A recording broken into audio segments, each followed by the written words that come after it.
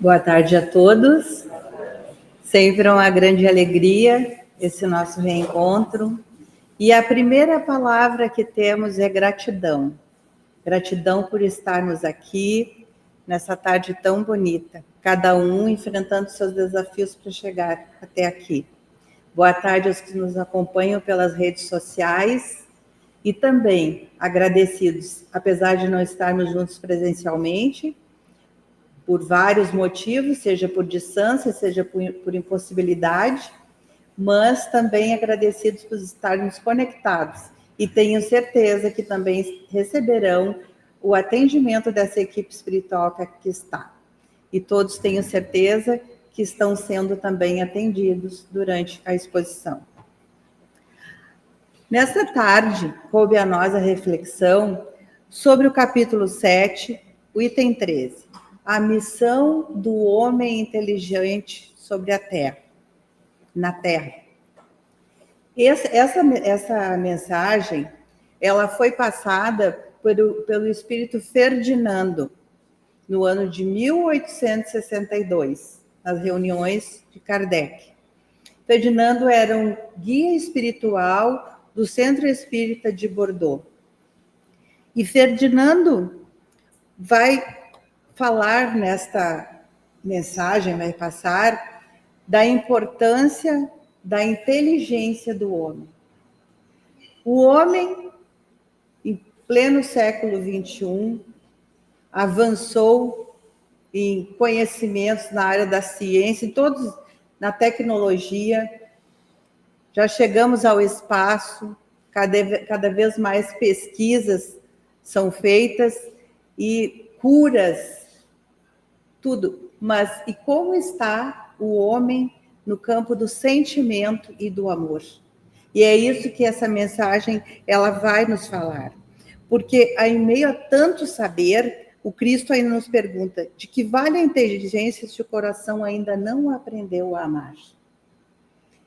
Já ouviram falar sobre os exilados de Capela? Alguém ouviu? Não. Pois é, Capela, um planeta muito distante, que no passado, quando o nosso planeta era primitivo, Capela já era um planeta avançado. E como a gente diz agora, que quem não avançar em sentimento não poderá reencarnar na Terra, aconteceu em Capela. Eles desenvolveram um saber, uma tecnologia muito mais avançada que nós estamos aqui. Na época que aqui eram os homens primitivos que habitavam. E lá eles estavam, só que eles não desenvolveram amor, meus irmãos. Eles eram seres embrutecidos, apesar de toda a tecnologia que... Aí o que aconteceu? Nessa transição de uma categoria de planeta para outro, eles foram degradados, como diz, eles tiveram que encarnar em outro planeta. E esse planeta que estava se formando era a Terra. Então, eles vieram para cá para aprender a amar e para também contribuir com o seu saber, porque eram homens inteligentes, espíritos inteligentes. Por isso que a história a gente encontra assim no tempo tão atrasado aquela sabedoria dos egípcios, dos incas, dos maias, e tudo se conectando, porque às vezes a gente não consegue entender. Por quê? Porque lá encarnaram espíritos com saberes, que aí eles... E muitos ainda estão reencarnando aqui, porque ainda não conseguiram, apesar de passar todos esses séculos e milênios, eles não conseguiram ainda. Uma grande maioria já retornou ao seu planeta e vive lá de acordo com o amor que já é estabelecido no seu planeta. Por isso que o nosso planeta está assim, ó, essa loucura, como a gente diz, tanta coisa acontecendo, porque tem espíritos que não estão conseguindo acompanhar o momento do nosso planeta. E se continuarem repetindo toda essa violência, eles terão que migrar para outro planeta, porque o nosso planeta, ele sofre um processo de regeneração desde que Jesus veio. Começou ali. O amor começou a se estabelecer. Vai demorar um tempo ainda, mas nós estamos em tempo de transição. Então, essa inteligência como dom divino que Ferdinando nos fala, ele começa a mensagem ali dizendo: não vos ensoberbeis do que sabeis, porquanto esse saber tem limites muito estreitos no mundo em que habitais. O que é isso? Nós não podemos nos envaidecer dos nossos saberes. Todos nós temos os nossos saberes. Quando falamos de uma pessoa inteligente, nós vamos lembrar do cientista, daquele professor que nós tivemos, ou uma pessoa que está em alta no noticiário. Mas todos nós somos homens inteligentes na Terra. A palavra homens aqui se refere à humanidade. Então, esse uso nobre da nossa inteligência, essa missão de auxiliar o próximo, de termos essa humildade de dividir os nossos saberes. E aí, o que nós temos feito com os nossos saberes? Um tem um conhecimento intelectual, o outro tem um conhecimento de um talento que tem. É isso que Jesus nos fala na parábola dos talentos. Um tem um talento para trabalhos manuais, outro para cálculos, outro para trabalhar com uma madeira, outro para fazer um pão. Cada um tem outro para fazer um tricô, um crochê, outro para falar, para ouvir o amigo, para ser aquele abraço fraterno de quem precisa. Todos são saberes, porque tem pessoa que não sabe ouvir. Quem sabe ouvir é um talento. Então, a doutrina nos convida a reconhecer essa inteligência que nós temos e dela nós fazermos esse instrumento de ajudar o nosso próximo. No Livro dos Espíritos, a questão 780 diz: a missão do homem inteligente na Terra e instruído é guiar os outros pelo caminho do bem. A inteligência é uma riqueza que se deve ser usada para o progresso coletivo. Então, quando um espírito encarna com uma determinada profissão que pode ajudar os outros, que seja um médico, um cientista, um jurista, sempre deve trabalhar para ajudar a coletividade, para ser uma pessoa que vá contribuir no lugar onde ele está. Aos que possuem conhecimento, Deus confiará missões maiores e os fará responsáveis por aqueles que ignoram.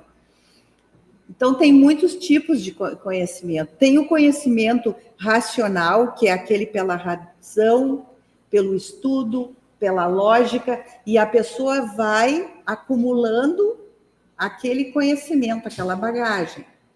Mas ela tem que trazer amor naquele conhecimento.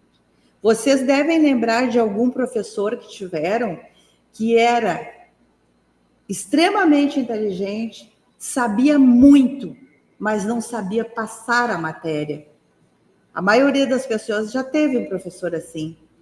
E é isso, a pessoa vai tornando-se apenas um arquivo de conhecimento. Aí ela trabalha, se aposenta, vai lá, veste o seu pijama e não contribui com mais nada para a sociedade. E temos o conhecimento empírico, esse que é da prática que eu falei. O que a gente traz, aquele dom natural, seja de uma habilidade manual, das artes, de todas as artes, dos saberes que a gente traz da família, que vamos aprendendo, esse é o conhecimento empírico. E o conhecimento intuitivo é aquela bagagem espiritual que trazemos. Esse conhecimento espiritual, ele vem como um arquivo no nosso espírito. Por isso que às vezes a gente vai fazer alguma coisa e diz assim, parece que eu já sabia fazer isso. Ou então a gente vai lá e faz aquilo com facilidade e nem sabe onde aprendeu. É a bagagem que o nosso espírito traz. Porque quando nós nos encarnamos, nós temos outra visão das coisas, de tudo. Todo o nosso arquivo das nossas encarnações, ele é acessado. Quando nós estamos hoje nas nossas encarnações, nós aqui, nós temos um conhecimento limitado. A gente só vai lembrar do que é necessário para nós nesse momento, nessa encarnação. Há coisas que nós não vamos lembrar. Por quê? Porque nós devemos exercitar algum ponto para termos humildade. Por isso que às vezes nós vemos uma pessoa que, às vezes até ela está em situação de rua, mas é uma pessoa extremamente orgulhosa ou muito, muito inteligente, que a gente conversa com aquela pessoa e vê assim, meu Deus, essa pessoa é muito inteligente, como é que está nessa situação? Então, nesse momento, ela precisava desenvolver o espírito dela, buscar a humildade naquela situação ali, naquela dificuldade. Por isso que, ou então uma pessoa que tem um dom maravilhoso e naquele momento e não usa, não, porque ela vai ter que nessa encarnação desenvolver outras habilidades. Então a inteligência plena, ela é racional, ela passa pelo prático e ela une-se ao espiritual.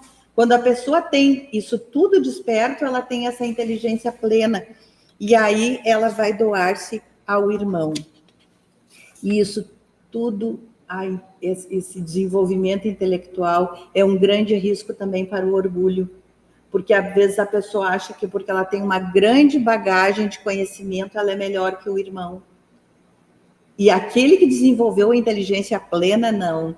Ele vai ter a inteligência maior, que se diz, é de colocar-se no lugar do irmão que não sabe, de ajudar. Se eu sou uma médica, eu vou explicar para aquele paciente o que ele tem, com todo o amor, todo o afeto, com uma linguagem que aquela pessoa entenda. Se eu sou uma professora também, eu vou chegar para aquela criança e vou explicar com carinho, com amor. Então, é acolhimento e consolo. É essa inteligência a serviço do amor. E Deus não vai avaliar a nossa quantidade de saberes.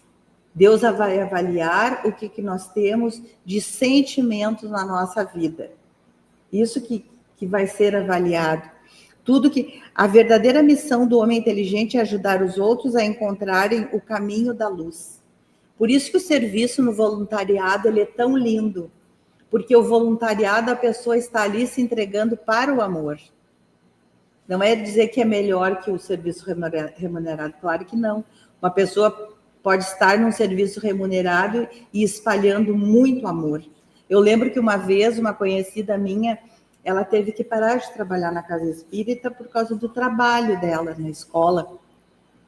Ela pegou um cargo de direção e eu perguntei para ela se ela não sentia falta. Ela disse, não, Ana, quando eu estou lá acolhendo aquelas mães, aquelas crianças, aqueles alunos, eu estou trabalhando a doutrina espírita. Mesmo sendo numa fundação católica, porque cada um que eu atendo, cada um que eu ouço, é um atendimento fraterno que eu estou fazendo. Então, a doutrina espírita, ela está muito além das paredes do centro espírita. Nós vamos trazê-la para o nosso cotidiano e vamos expandi-la por onde andarmos. Porque de nada adianta nós estarmos aqui orando, ouvindo palestras e quando nós sairmos ali na rua, nós não aplicarmos isso. Então, é isso que Ferdinando fala, que nós possamos colocar esses nossos saberes a serviço do outro. E, se possível, ir ao encontro do outro. Fazer um serviço de voluntariado, aproveitando os saberes intelectuais que nós temos, para doar para aqueles que não têm essa oportunidade. Então, colocar a luz no alto, é como a parábola da candeia que Jesus nos fala. Nós temos que pegar essa nossa candeia, que é uma lamparina, que tem essa luz, que o óleo é esse nosso saber, essa essência de Deus em nós, essa centelha divina vai se acender, e aí esse saber vai iluminar o caminho do outro. Se eu vou deixando aqui, ó, escondidinho aqui atrás, vocês não vão enxergar. À medida que vai subindo a candeia, vai iluminando mais essa sala. Então, essa luz ela vai servir para esclarecer, para acolher e ser um sol. E não uma vitrine para quem sabe ficar com a luz virada para ela. Essa luz tem que virar para o outro. E assim nós vamos compartilhando o que nós sabemos. Então, a pessoa que tem esse conhecimento maior, ela tem o dever moral de compartilhar. Nós temos que acolher sem julgar, orientar com paciência e servir com humildade. É o que eu falei, que eu dei o exemplo do médico, mas pode ser em qualquer profissão. Uma pessoa, às vezes, que vai ensinar uma coisa para o outro, independente do que seja, por menor que seja a tarefa, a pessoa que sabe, ela não tem muita paciência de ensinar, né? Eu lembro que quando eu estava aprendendo a dirigir, eu toda envergonhada para o instrutor, eu disse, eu acho muito difícil. Aí ele disse assim para mim, tu sabe fazer tricô? Eu disse, sei. Pois é, eu sei dirigir, tu sabe fazer tricô. Se tu me der 2 agulhas e um novelo de lã, eu não vou saber fazer nada. E é isso, né? Às vezes a gente acha que o saber do outro é muito mais importante que o nosso. Mas os nossos saberes, eles sabem. Por isso que eu digo, a inteligência que Ferdinand fala é aquela inteligência, assim, equilibrada, com muito amor e muito carinho. E nós temos que sempre compartilhar. Na casa espírita, todos os trabalhos são importantes. Todos. Sem uma pessoa que abra o portão lá, a casa não funciona. Colocar água. Estar aqui fazendo exposição, fazendo o evangelho, organizando as cadeiras, somos como se fosse um feixe de varas. Temos que trabalhar juntos para ser fortes. Ou podemos nos comparar a uma colmeia. Se a colmeia não for unida, não sai o mel. E isso é importante. Então, meus irmãos, quando nós falamos em inteligência, não vamos nos menosprezar, vamos sempre colocar de uma maneira que vamos valorizar o outro. Há uma história de Samuel. Samuel era um homem extremamente inteligente, foi muito bem empregado, se aposentou, ficou em casa, estudando cada vez mais, sabendo cada vez mais. Ele era uma pessoa assim, mas Samuel se sentia muito triste, muito sozinho. Ninguém conversava com ele, tanto é que ele não tinha nem assunto com aquelas pessoas que não tinham aquele assunto intelectualizado dele. E um dia, Samuel começou a ficar muito triste, muito depressivo com aquilo, porque ele vivia extremamente sozinho. E ele era muito egoísta também, ele só queria acumular bens e estudar, e ficava sozinho naquela casa. E ele orou e pediu para Deus que aliviasse o coração dele, que ele andava com o coração muito apertado por aquela solidão que ele vivia, que ele não tinha amigos. E aí ele sonhou que ele andava com uma lamparina por todos os lugares, assim, iluminando. E daqui a pouco, quando ele viu, a lamparina se apagou e ele ficou no escuro. E aí veio um anjo e disse, Samuel, essa luz dessa lamparina são os teus saberes. Tu tem que compartilhar, senão a tua lamparina vai se apagar e tu não vai mais conseguir ver nada, vai ficar nesse escuro como está acontecendo agora. E aí Samuel acordou animado e foi procurar pessoas, foi na escola, se ofereceu para ser um voluntário na escola, um amigo da escola. E ali ele começou a se entrosar com aquelas pessoas, começou a dividir os seus saberes e adorava quando as crianças vinham perguntar, porque ele conhecia o mundo inteiro e as pessoas tinham curiosidade de saber das suas experiências. Aí um dia a emoção dele foi tão grande quando uma criança chegou para ele e disse: professor, o senhor ilumina os nossos dias. Ele nunca tinha ouvido uma coisa tão linda e de uma forma tão simples que ele dividiu o saber que ele tinha. Então, nós temos que fazer uma reflexão, meus irmãos. O que nós estamos fazendo com os saberes que nós temos? O que nós estamos compartilhando para ajudar esse mundo tão difícil que está? Pode ser até com um telefonema para ouvir uma pessoa, para ver como aquela pessoa está, rever aquela pessoa que faz muito tempo que a gente não fala. Tudo isso é compartilhar. Como é que nós estamos guardando esses saberes? Nós estamos usando para dar esperança aos outros? Como temos iluminado o nosso lar, a nossa casa e a nossa comunidade?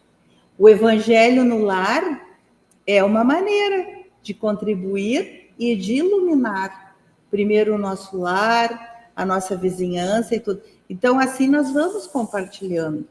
E a doutrina espírita, uma coisa muito linda, é que não é aquela coisa assim, ó, porque eu vou lá na casa espírita e eu vou me transformar. Agora eu vou ser um anjinho com duas asinhas.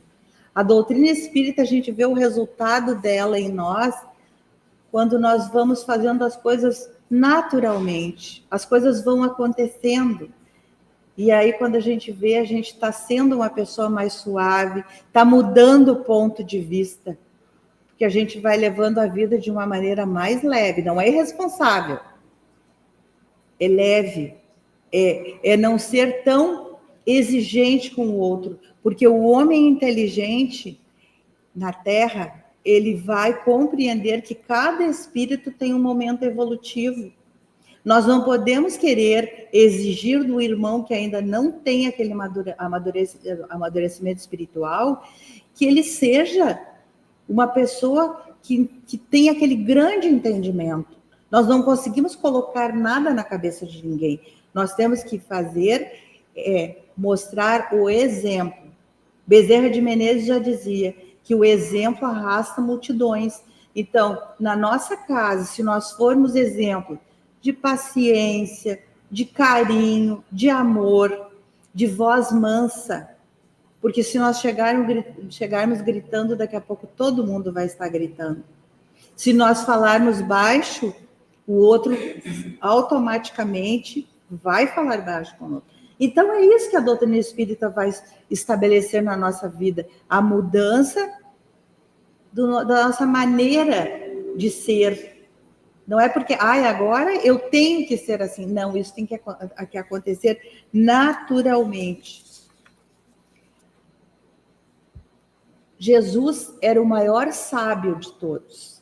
Era um espírito de alta envergadura, que até hoje ele é o nosso modelo e guia, o espírito mais iluminado que teve nesse planeta. O que Jesus fazia? Ele contava historinhas para as pessoas daquele tempo. Parábolas são historinhas como a gente conta historinhas para crianças. Por quê? Porque ele tinha que chegar no saber daquelas pessoas. Se ele contasse uma história muito complicada, ninguém ia entender. E hoje, os psicólogos, os estudiosos pegam as parábolas de Jesus, meus irmãos, são tratados de psicologia, de neurolinguística. Tinha um grande saber ali, mas ele era passado de maneira suave para aquele povo daquele tempo. Isso que é a beleza. Então, aos humildes de coração, como diz Jesus, lhes será garantido o reino dos céus, sejam eles cientistas ou singelos camponeses. Bem-aventurados que sejam os pobres em espírito, que sejamos ricos em amor e pobres em orgulho, egoísmo e vaidade. Fiquem em paz e que tenham uma semana muito linda e muito abençoada.